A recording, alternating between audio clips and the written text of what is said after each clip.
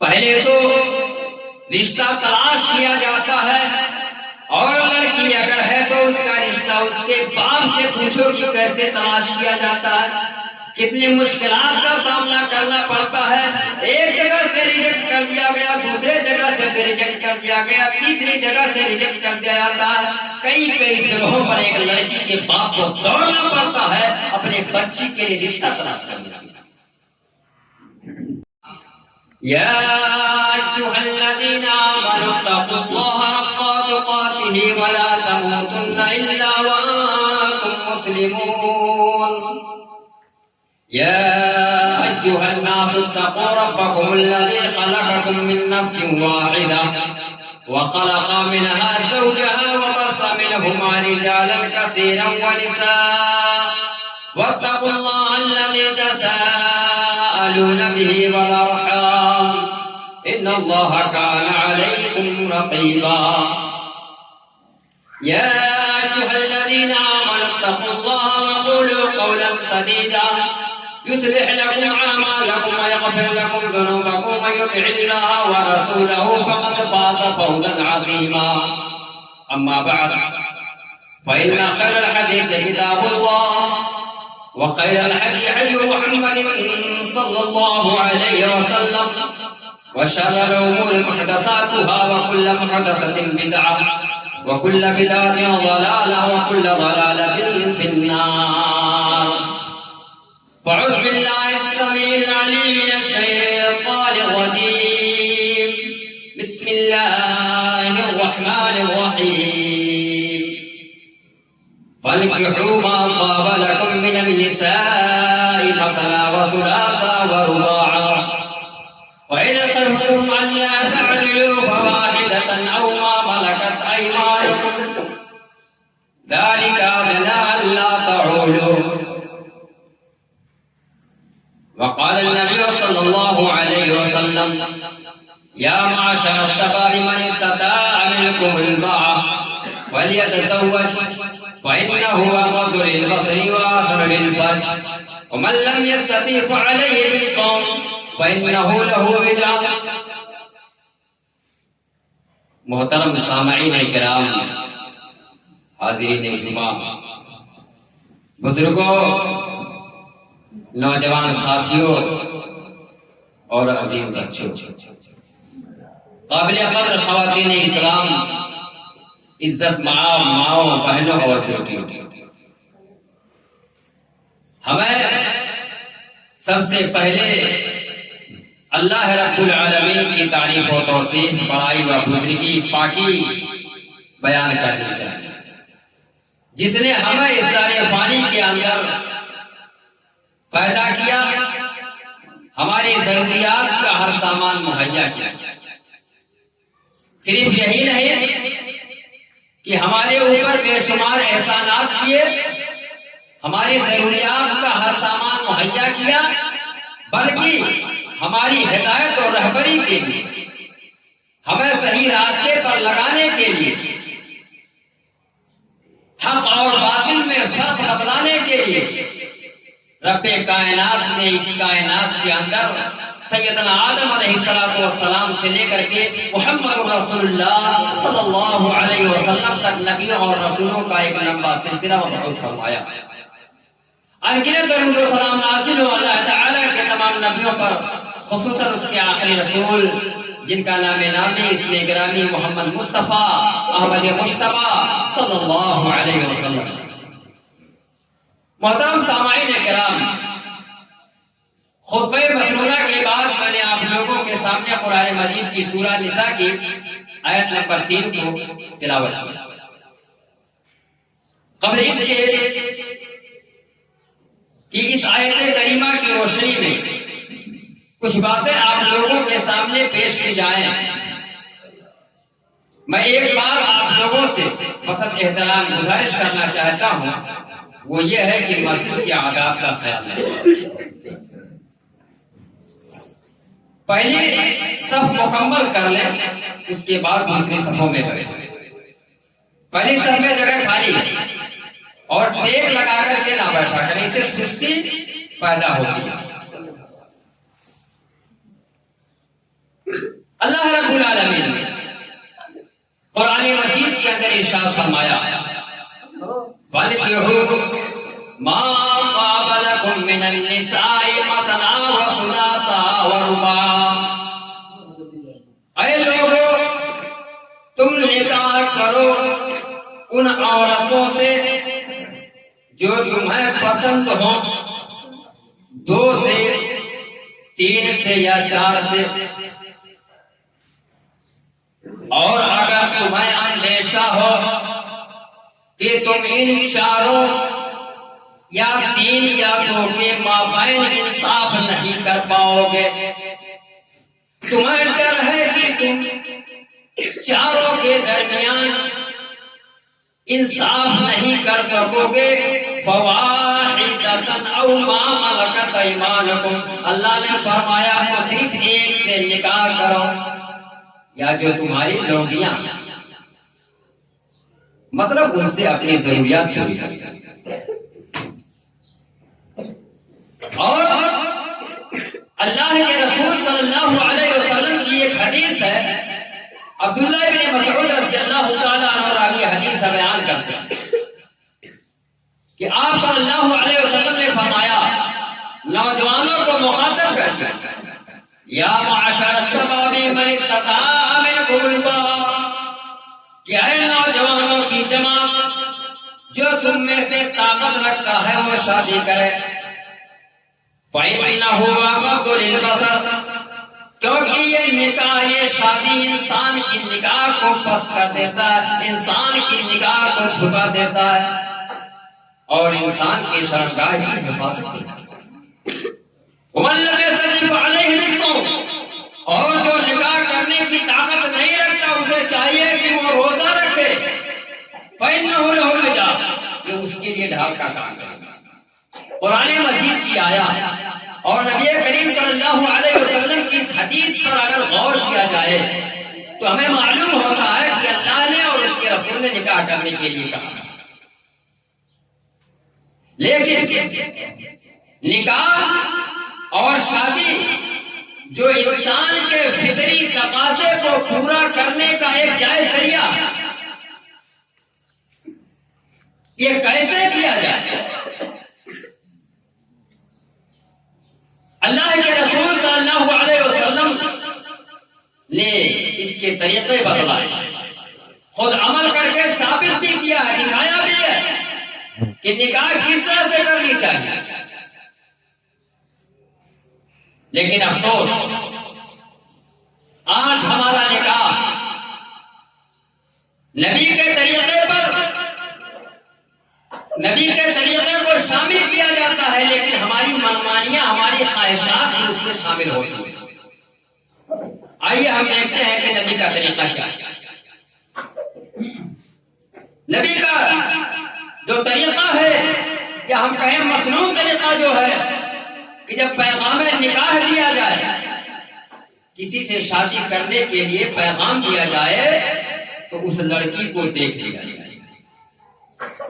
مغیرہ بن شعبہ رضی اللہ تعالیٰ عنہ بیان کرتے ہیں کہ انہوں نے ایک انصاری عورت کو نکاح کا پیغام دیا، اور اللہ کے نبی صلی اللہ علیہ وسلم سے اس کا تذکرہ کیا تو آپ نے فرمایا اذهب فانظر الیہا، جاؤ اور اس عورت کو دیکھ لو۔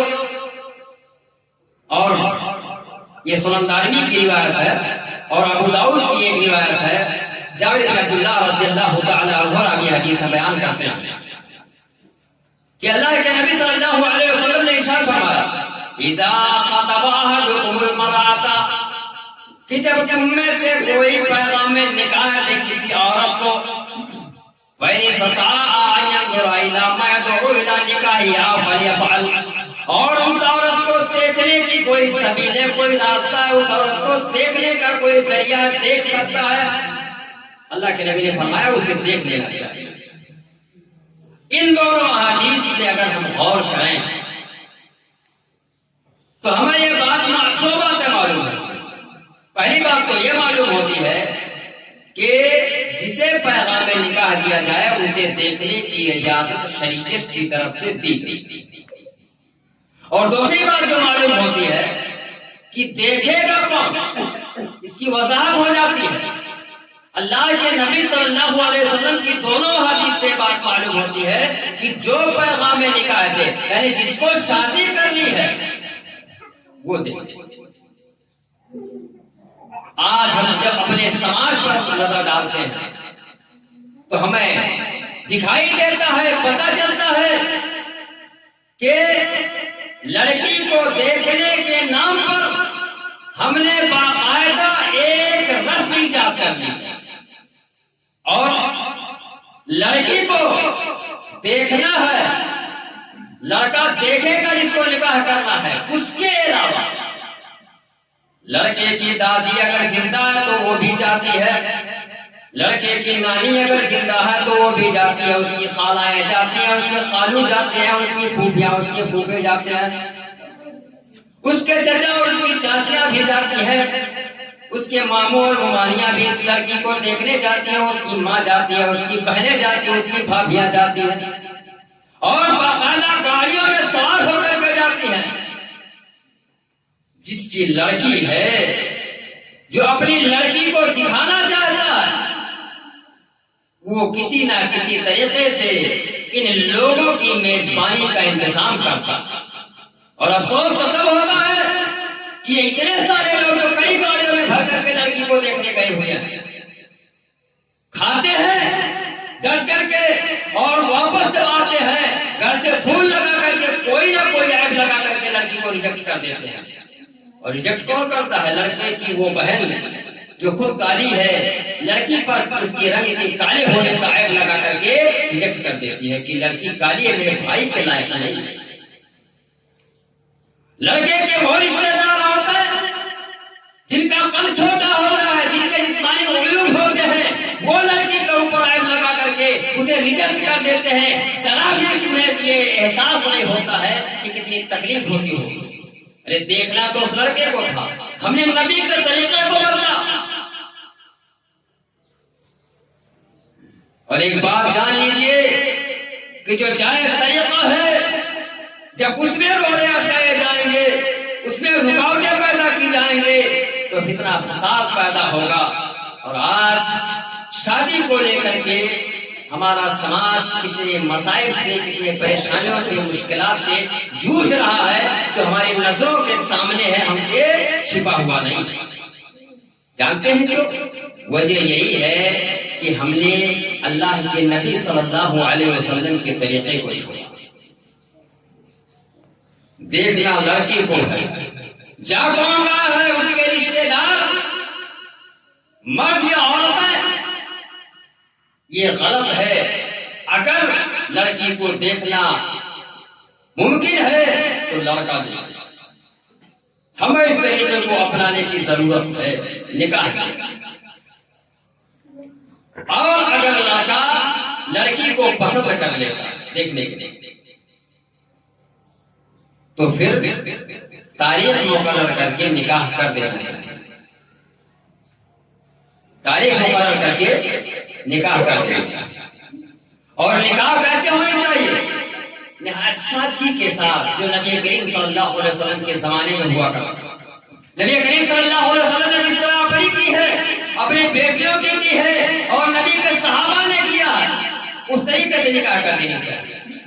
آئیے ہم اسے بھی ایک نظر دیکھ لیتے ہیں۔ نبی کریم صلی اللہ علیہ وسلم کی حدیث پر ہم ایک نظر ڈالتے ہیں۔ بخاری کی روایت ہے، صحابی سعد سعدی رضی اللہ تعالی عنہ راوی حدیث ہے، بیان کہ اللہ کے نبی صلی اللہ علیہ وسلم کے پاس ایک عورت اور اس نے کہا کہ اے اللہ کے رسول، میں اپنے آپ کو آپ کے لیے ہبہ کرتا ہوں۔ ہبہ کا مطلب ہوتا ہے کہ بغیر مہر کے نکاح کا، یعنی کوئی عورت مہر قبول نہ کرے، کہے میں بنا مہر کے لیے نکاح کرتا۔ تو وہ صحابیہ انہوں نے بھی کہا اللہ کے رسول صلی اللہ علیہ وسلم سے کہ میں اپنے آپ کو آپ کے لیے ہبہ کرتا ہوں۔ اللہ کے نبی صلی اللہ علیہ وسلم نے اسے دیکھا اور وہ عورت کھڑی رہی۔ جب کچھ دیر گزر گیا تو ایک صحابی کھڑے ہوئے اور کہا اے اللہ کے رسول اگر آپ کو اس عورت کی حاجت نہیں ہے تو اس کا نکاح مجھ سے کر دیجیے۔ اللہ کے رسول صلی اللہ علیہ وسلم نے کہا تمہارے پاس کچھ ہے جو تم اس عورت کو مہر میں دے سکو؟ صحابی نے کہا اللہ کے رسول کچھ نہیں۔ آپ نے کہا جاؤ تلاش۔ وہ صحابی اپنے گھر جاتے ہیں، گھر میں تلاش کرتے ہیں، کچھ نہیں ملتا۔ اب ذرا یہ رک جائیے اور اپنے سماج پر ایک نظر ڈالیں۔ ایک صحابی ہے نہایت غریب ہے، گھر میں ان کے کچھ نہیں ہے، لیکن پاک دامنی اختیار کرنے کے لیے اپنے آپ کو گناہ سے بچانے کے لیے نکاح کرنا چاہتے ہیں۔ اور ہمارے سماج کا عالم کیا ہے؟ لڑکا 30-35 سال کا ہو گیا، ہم اس کا نکاح نہیں کر رہے ہیں، اس کی شادی نہیں کر رہے ہیں۔ کس لیے؟ ابھی ہمارا لڑکا تو اپنے پیروں پر کھڑا نہیں ہوا، کب کھڑا ہوگا؟ بڑھاپے کی عمر کو پہنچ کر کے کھڑا ہوگا۔ اگر لڑکا بالغ ہو جاتا ہے تو اس کا نکاح کر دینا چاہیے، لڑکی بالغ ہو جاتی ہے تو اس کا نکاح کر دینا چاہیے۔ صحابی کہتے ہیں کہ اللہ کے رسول صلی اللہ علیہ وسلم اس کا نکاح مجھ سے کر دیجیے اگر آپ کو اس کی حاجت نہیں۔ آپ نے کہا مہر میں دینے کے لیے کچھ ہے؟ کہا کچھ نہیں ہے۔ کہا جاؤ تلاش کرو، اگر کچھ مل جائے تو لے آؤ۔ گئے گھر میں تلاش کیا، کچھ نہیں ملا۔ آئے کہا اللہ کے رسول گھر میں کچھ نہیں ہے۔ غربت کا یہ عالم ہے کہ گھر میں کچھ نہیں۔ اللہ کے نبی کچھ نہیں ہے، کہا جاؤ دوبارہ تلاش کرو، وَلَوْ خَاتَمًا بِحَدِيدٍ، لوہے کی انگوٹھی مل جائے اسے ہی لے آؤ، میں اسے مہر بنا کر کے تمہارا نکاح کر دیتا ہوں۔ لوہے کی انگوٹھی گئے تلاش کیا، وہ بھی نہیں۔ اللہ کے رسول لوہے کی انگوٹھی بھی نہیں ہے، ہاں یہ ایک لنگی ہے، تہبند ہے جو میں پہنے والی، چادر بھی نہیں۔ حدیث میں ہے کہ اوپر سے چادر بھی نہیں، صرف لنگی پہنے ہوئے تھے صحابی۔ اللہ کے نبی صلی اللہ علیہ وسلم نے کہا کہ اگر تم اسے مہر میں دے دو گے تو تم تو ننگے ہو جاؤ گے، تم کیا پہنو گے؟ اور اگر تم پہنو گے تو اپنے عورت کو کیا دو گے؟ وہ مایوس ہو کر کے پڑے۔ کچھ دیر کے بعد وہ صحابی جانے لگے۔ اللہ کے رسول صلی اللہ علیہ وسلم نے دیکھا تو کہا بلاؤ، بلا کے لایا گیا۔ آپ نے پوچھا یہ بتاؤ قرآن کی کچھ صورتیں تمہیں یاد ہیں؟ کہا فلاں فلاں صورت یاد ہے، چند صورتوں کے نام گنا دیے۔ اللہ کے نبی نے کہا جاؤ جن صورتوں کی وجہ سے میں نے تمہارا نکاح۔ اب ذرا سوچ لیجیے، غور کیجیے کہ نبی کے زمانے میں نکاح اور شادی کتنی آسانی کے ساتھ ہو جائے، اور آج ہمارا کیا ہے؟ پہلے تو رشتہ تلاش کیا جاتا ہے، اور لڑکی اگر ہے تو اس کا رشتہ اس کے باپ سے پوچھو کہ کیسے تلاش کیا جاتا ہے، کتنی مشکلات کا سامنا کرنا پڑتا ہے۔ ایک جگہ سے ریجیکٹ کر دیا گیا، دوسرے جگہ سے بھی ریجیکٹ کر دیا گیا، تیسری جگہ سے ریجیکٹ کر دیا جاتا ہے۔ کئی جگہوں پر ایک لڑکی کے باپ کو دوڑنا پڑتا ہے اپنے بچی کے لیے رشتہ تلاش کرنے کے لیے۔ چلو کسی طریقے سے رشتہ طے ہو گیا۔ اچھا، رشتے تلاش کرنے میں بھی ہم نے نبی کے معیار کو پسے پشت ڈالا، اس میں بھی ہماری اپنی خواہش شامل ہو گئی۔ ہماری خواہش کیا ہوتی ہے کہ لڑکی کا رشتہ تلاش کرتے ہوئے ہم چاہتے ہیں کہ اگر ہماری لڑکی کے لیے جو لڑکا ملے وہ مالدار ہو، دولت والا ہو، اس کے پاس اراضی ہو، زمین و جائیداد ہو۔ اگر یہ چیزیں نہیں ہیں تو ممبئی میں یا کسی بڑے شہر میں رہنے کے لیے فلیٹ ہو، مکان ہو، دکان ہو، جمایا کاروبار ہو۔ اب لڑکا کیسا ہے ہمیں اس سے کوئی مطلب نہیں ہوتی ہے، لڑکا نماز پڑھتا ہے یا نہیں پڑھتا ہے، لڑکا مسجد میں کبھی آتا ہے یا نہیں آتا ہے، دیندار ہے یا بے ایمان ہے، ہمیں اس سے کوئی غرض نہیں ہوتی ہے۔ نبی کا معیار کیا تھا؟ نبی کا معیار دیکھ لو، اللہ کے نبی صلی اللہ علیہ وسلم کی حدیث، اذا آتاکم من ترضون خلقہ ودینہ فزوجوہ، اے لوگوں جب تمہیں کوئی ایسا پیغام ملے کسی لڑکے کی طرف سے اور لڑکے کا کردار اچھا ہے، لڑکے کا کیریکٹر اچھا ہے، اس کا دین اچھا ہے، دو چیزیں کردار دین، فزوجوہ تو اس سے شادی کر دو۔ یہ نبی نے معیار بتایا، میں اپنی طرف سے نہیں بتا رہا، نبی نے بتایا کہ لڑکا با کردار ہے، با اخلاق ہے، دیندار ہے تو اس کا نکاح کر دو۔ الا تفعلوا تکن فتنة فی الارض وفساد عریض، اگر ایسا نہیں کیا تو زمین میں فتنہ پھیل جائے، لمبا چوڑا، کوئی معمولی فتنہ نہیں۔ اور آج ہم نظر ڈال لیں اپنے سماج پر، ہمارے بچوں کے قدم بھی غلط راستوں کی طرف اٹھ رہے ہیں، ہمارے بچیوں کے قدم بھی غلط راستوں کی طرف اٹھ جاتے ہیں۔ ہم نے نبی کے معیار کو چھوڑا، نبی کے اصولوں کو چھوڑا، نکاح کا جو مخلوق طریقہ ہے ہم نے اسے چھوڑا۔ تو نبی نے جو کہا تھا کہ تکن فتنة فی الارض وفساد عریض، وہ آج ہو رہا۔ تو لڑکے کا معیار اللہ کے نبی نے بتلایا کہ ایمان والا ہو، دیندار ہو اور کردار والا، اور لڑکیوں کا معیار بھی اللہ کے نبی صلی اللہ علیہ وسلم نے بتلا دیا۔ تنکح المرأة لأربع لمالها ولحسبها ولجمالها ولدينها فاصبر بذات الدين، عورتوں سے چار چیزوں کی وجہ سے نکاح کیا جائے، لمالها مال کی وجہ سے، عورت سے شادی کریں گے تو ہمیں مال حاصل ہوگا، دوسرا ہم اس سے شادی کریں گے تو ہمارا ایک اچھے خاندان سے رشتہ ہے، اور اگر اس وجہ سے بھی شادی کی جاتی ہے کہ ہم نے اس سے شادی کر لی تو یہ لڑکی بڑی حسین و جمیل ہے، بڑی خوبصورت ہے، اس لیے وجہ سے شادی کی جاتی ہے۔ اور چوتھا جو بتایا اللہ کے نبی نے، ولی دینہا، کہ دینداری کی وجہ سے نکاح کیا جاتا ہے۔ فاصبر بذات الدین، اللہ کے نبی نے فرمایا کہ دیندار عورت کو ترجیح دو۔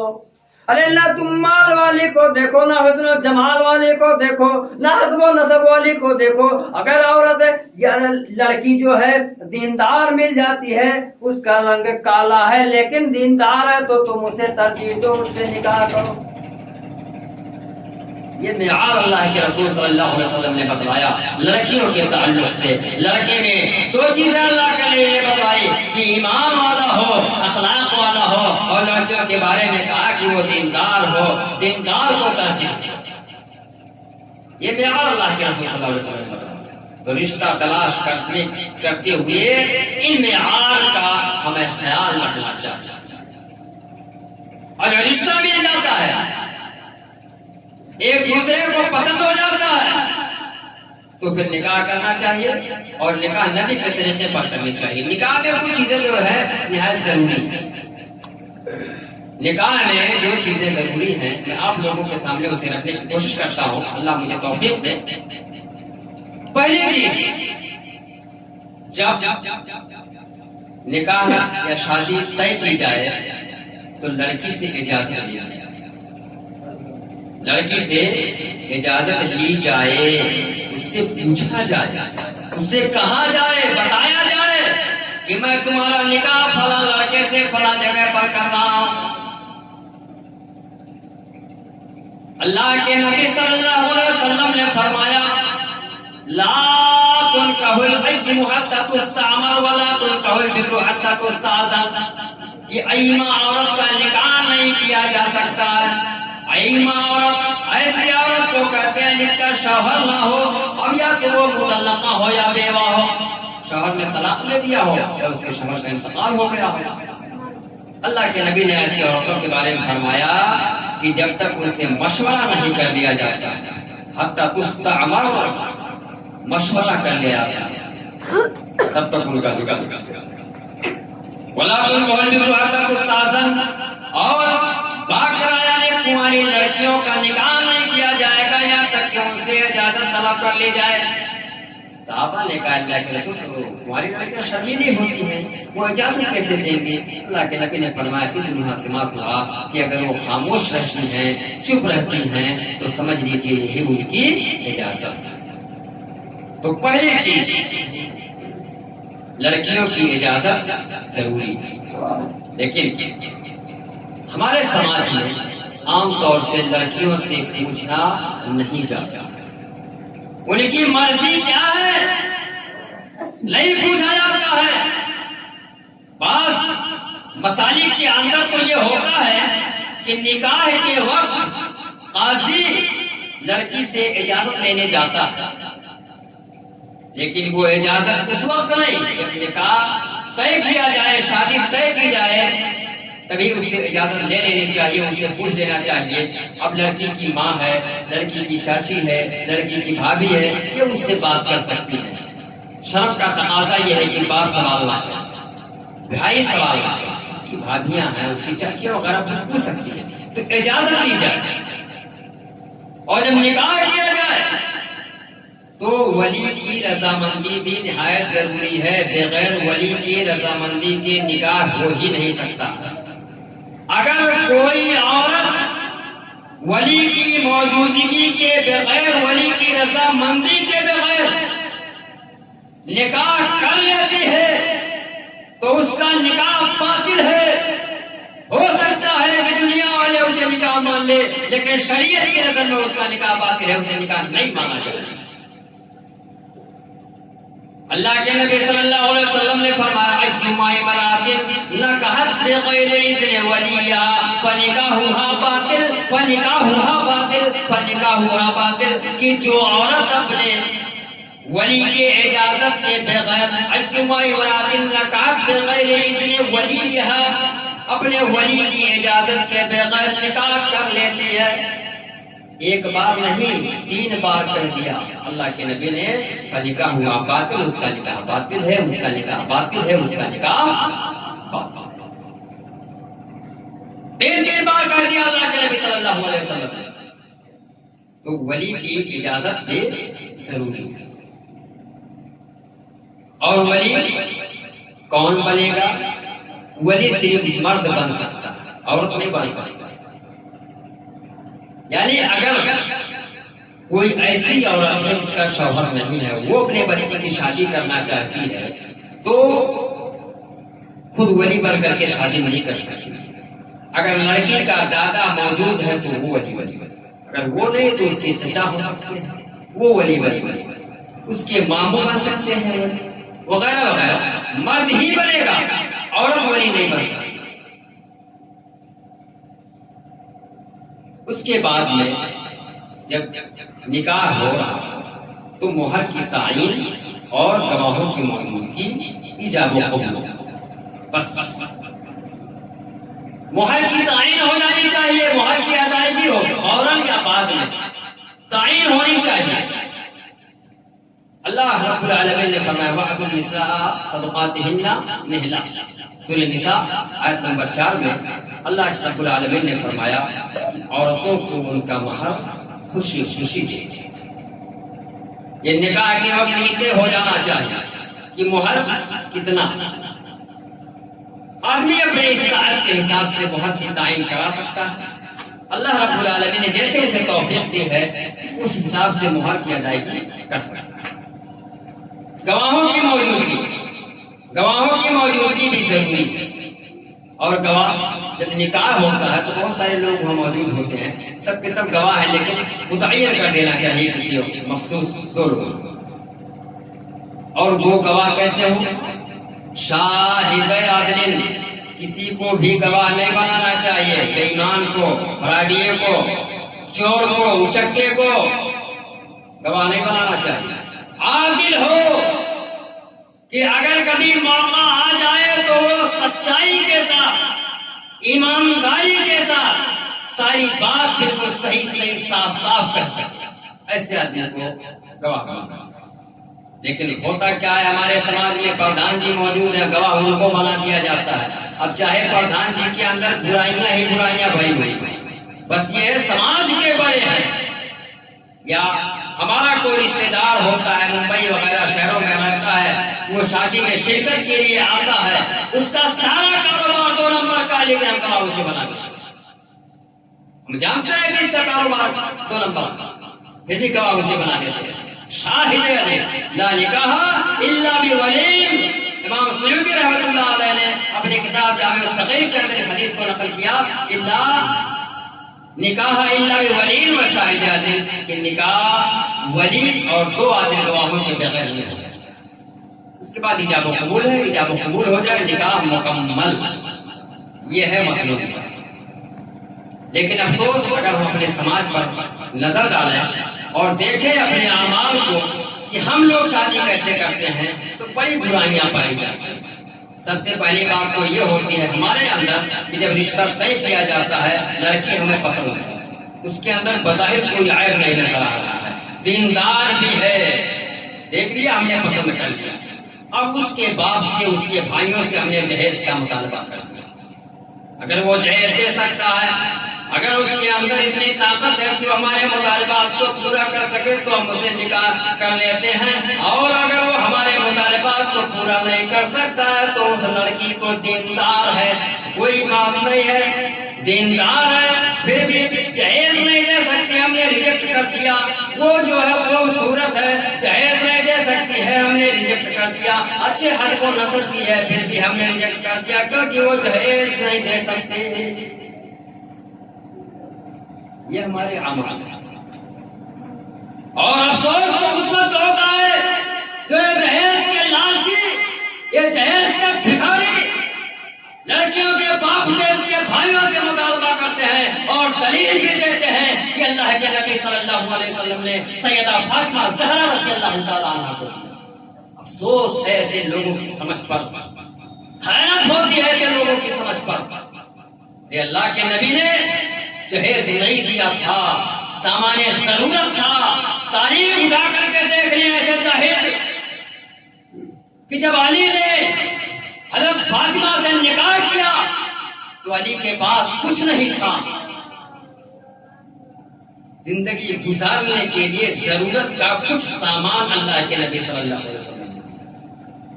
لیکن افسوس یہ جہیز کے لالچی، جہیز کے لوبیوں نے نکاح کو اتنا مشکل بنا دیا ہے کہ آج غریبوں کی لڑکیاں بیٹھی ہوئی ہیں، عمریں نکلتی جا رہی ہیں شادی کی، اور وہ لڑکی کا باپ، غریب باپ در در بھٹک رہا ہے رشتے کی تلاش میں، لیکن اس کا رشتہ طے نہیں ہو پا رہا ہے، اس لیے کہ وہ جہیز نہیں ادا کر سکتا ہے۔ اور کبھی کبھی تو وہ غریب باپ جو ایک لڑکی کا باپ ہے، ان لالچیوں کے جو مطالبات کو پورا نہیں کر سکتا ہے، وہ کرتا کیا ہے، اپنی بچی کی شادی کے لیے کہ میری بچی کی شادی ہو جائے، میری بیٹی بھی اپنے گھر کی ہو جائے، ہم لوگوں کے سامنے مسجدوں میں آ کر کے اور بازاروں میں جا کر کے یا شہروں میں جا کر کے اور 2 نمبر سے سیٹھوں کے سامنے جا کر کے ہاتھ پھیلاتا ہے کہ میری بچی کی شادی ہے، کچھ مدد کر دیجیے۔ اس مسجد میں بھی آئے ہوں گے، آپ لوگوں سے کہا ہوگا، آپ لوگوں نے تعاون بھی کیا ہوگا۔ یہ ماحول پیدا کس نے کیا؟ اس غریب باپ کو لوگوں کے سامنے ہاتھ پھیلانے پر مجبور کس نے کیا؟ ہم نے کیا ہے، جو ہم جہیز کے لالچی ہیں، ہم نے یہ معاشرہ بنا دیا ہے، ہم نے مجبور کیا ہے۔ اور یاد کر لیجیے جب کل قیامت کا دن ہوگا، اللہ ان سے سوال کرے گا کہ تو نے بھیک کیوں مانگا، لوگوں کے سامنے ہاتھ کیوں پھیلائے؟ وہ کہے گا اس معاشرے کے لوگوں نے، ان لوگوں نے، جہیز کے لالچیوں نے ہمیں مجبور کر دیا تھا، ہمارے گریبان کو پکڑے گا، ہم سے بھی سوال ہوا، ہم بچ نہیں پائیں گے۔ جہیز کا لین دین آج سے عہد کر لیجئے، میرے نوجوان دوستوں، میرے نوجوان ساتھیوں، جن کی شادیاں نہیں ہوئی ہے، عہد کر لو کہ انشاءاللہ ہم نکاح کریں گے تو بلا جہیز کے نکاح کریں گے، کر لو عہد۔ اور دیکھو اس کا فائدہ انشاءاللہ اس نکاح میں برکت ہی برکت ہوگی۔ ہم نے مطالبہ کر لیا جہیز کا، گاڑی مل گئی، چلا رہے ہیں، 10-15 سال کے اندر بھنگار ہو جائے گی، ہمیں اسے بیچنا پڑے گا۔ لیکن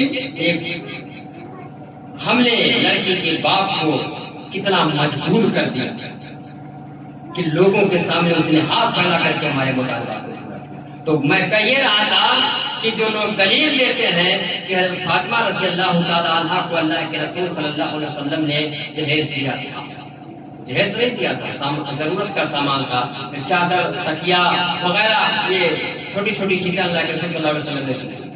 آج کے لوگوں کی طرح سے نہیں، اور چلو مان بھی لیا جائے کہ اللہ کے نبی نے دیا تھا، فاطمہ کو تو خود سے دیا تھا، کہیں سے بھی ثابت کر لیں یہ علی نے مطالبہ کیا تھا، علی نے ڈیمانڈ کیا تھا، جس طرح سے آج ہماری ڈیمانڈ ہوتی ہے ہمیں فلاں گاڑی چاہیے، اور اب تو اتنا تک ہوتا ہے باقاعدہ گاڑی کا فوٹو بھیجا جاتا ہے کہ ماڈل یہ ہونا چاہیے، کلر یہ ہونا چاہیے،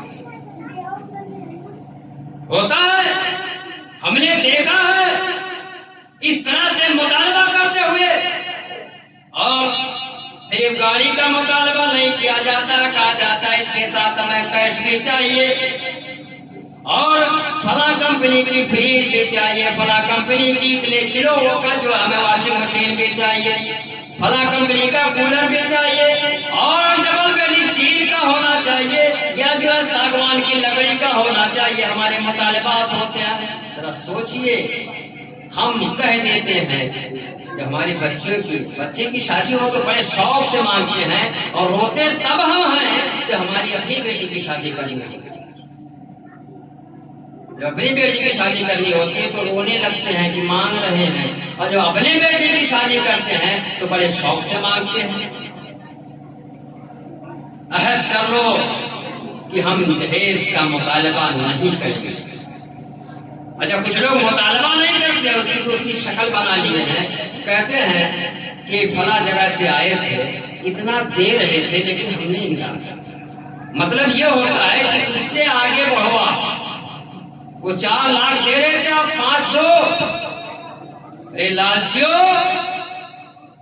کل قیامت کا بھی حساب دینا پڑے گا، اللہ کے سامنے کھڑے ہو کر کے ہم کیا جواب دیں گے پروردگار عالم کو؟ جہیز کا مطالبہ بالکل نہیں ہونا چاہیے۔ چلو کسی طرح سے یہ بات ہو گئی کہ جہیز نہیں دیا۔ جب نکاح کا وقت آتا ہے، شادی کا جو تاریخ ہم نے متعین کی ہوتی ہے، تو ایک لمبی چوڑی بارات جو ہے سج دھج کر کے بڑے شان و شوکت کے ساتھ لڑکی والوں کے یہاں جاتی ہے۔ یہ بے غیرتی کی پہچان ہے۔ کوئی مہمان ہمارے گھر آیا ہے اور ہم کھلانے لے جا رہے ہیں دوسرے کے گھر، اگر طاقت ہے تو ہم خود کھلائیں۔ اللہ کے نبی صلی اللہ علیہ وسلم کے زمانے میں تو اس کا رواج ہی نہیں تھا، مال وغیرہ کا تو تھا۔ اللہ کے نبی نے ایسا فرمایا کہ مالک کی وجہ سے نکاح کیا جاتا ہے۔ اس زمانے میں بھی لوگ تھے اس طرح کے جو مطالبات کرتے تھے یا دیتے لیتے تھے شادیوں میں مال وغیرہ، لیکن بارات کا کوئی رواج ہی نہیں تھا۔ ہم نے زبردستی اپنے شادیوں میں اس کو شامل کیا، اور اس کے لیے وہ لڑکی کا باپ جو کسی نہ کسی طریقے سے صرف اپنے پیٹ کو بھر سکتا ہے، ہمارے بن بلائے مہمانوں کو مجبور ہو کر کے اسے کھلانا پڑتا، اور ہمارا مطالبہ اس پر ستم والا ایسا مطالبہ ہوتا ہے کہ اس طرح کا کھانا ہونا چاہیے، اسٹینڈرڈ کھانا ہونا چاہیے۔ وہ جاہل اور بے غیرت انسان جو اپنے گھر پر گندا پانی پیتا ہے، یعنی بہت سارے نلوں کے پانی گندے ہو چکے ہیں، اگر اس کو جانچ کیا جائے، اس کی انکوائری کی جائے تو پتہ چلتا ہے پانی اس کا گندا ہو چکا ہے۔ جب بارات میں وہی بے غیرت آتا ہے، بسلری پانی سے ہاتھ دھوتا، یہ بالکل صحیح نہیں ہے۔ اے میرے جوان ساتھیوں، نوجوان ساتھیوں اور عزیز بچوں، تم عہد کرو، میں تم سے کہہ رہا ہوں کہ عہد کر لو کہ شادی کرو گے بنا بارات کے کرو گے، ایک بھی بارات نہیں لے کے جاؤ گے، 4-5 لوگ جاؤ گے نکاح کر کے لڑکی کو لے آؤ گے، عہد کر لو، انشاءاللہ آپ کا وہ نکاح بابرکت ہوگا، اس میں فائدے ہی فائدے ہوں گے۔ اللہ کے نبی کے زمانے میں اس کا کوئی رواج نہیں تھا برات کا۔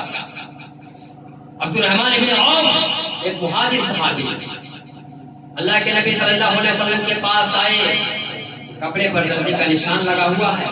کہا اللہ کے رسول نے دیکھا تو کہا اللہ کے رسول نے کہا کہ ابن عوف یہ کیا ہے؟ کہا اللہ کے رسول میں نے نکاح کر لیا، میں نے شادی کر لی ہے۔ کہا کس سے کر لی؟ کہا ایک انصاری عورت سے کر لی۔ کہا مہر میں کیا دیا؟ کہا کھجور کے گٹھلی کے برابر سونا۔